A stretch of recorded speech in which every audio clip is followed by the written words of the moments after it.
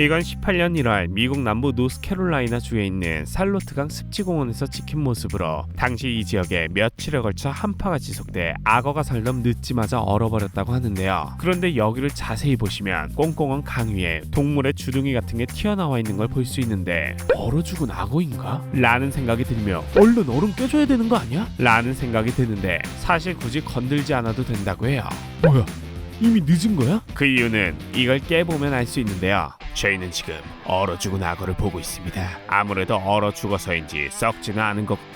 거 초면인데 남의 주둥이 잡고 있는 건 선 넘은 거 아닌가요? 라고 하는 것처럼 눈을 깜빡거리는데 사실 이 녀석은 얼어 죽은 게 아니라 야무지게 겨울잠을 자고 있었던 거죠. 이 사진을 봐도 꽁꽁 엉강에 코만 내놓고 있는 악어들을 많이 볼 수 있는데요. 이 악어들 역시 모두 깊은 잠에 빠져 있는 모습이라고 볼 수 있죠.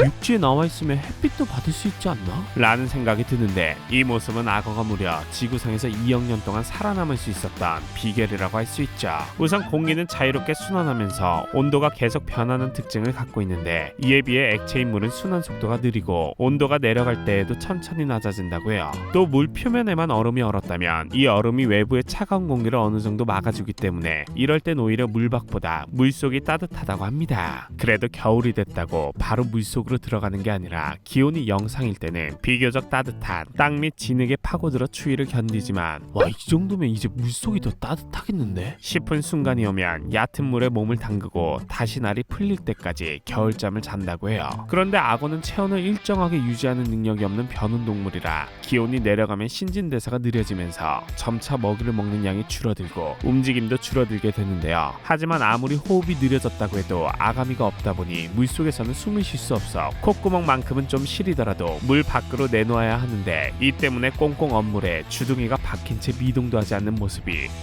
혹시 물에 들어갔다가 그대로 얼어버린 건가? 싶은 오해를 불러일으킨 거죠. 앞에 보여드린 영상은 악어가 얼어 죽었다는 오해를 풀어주기 위해 공원 관계자 조지 하워드 씨가 얼음을 깨고 악어 살아있습니다 라고 알리려고 찍었다고 하는데요. 악어가 환경 변화에 어떻게 반응하는지 연구하는 노스 플로리다 대학의 아담 로젠블라트 교수에 따르면 악어들의 이런 행동은 정말 미스터리입니다 라고 했다고 해요. 왜냐면 악어는 일반적으로 따뜻한 기후에 살아가는데 얼음이 얼 정도로 추운 날씨에 살아남는 방법을 도대체 어떻게 터득한 건지 여전히 알 수 없기 때문이죠.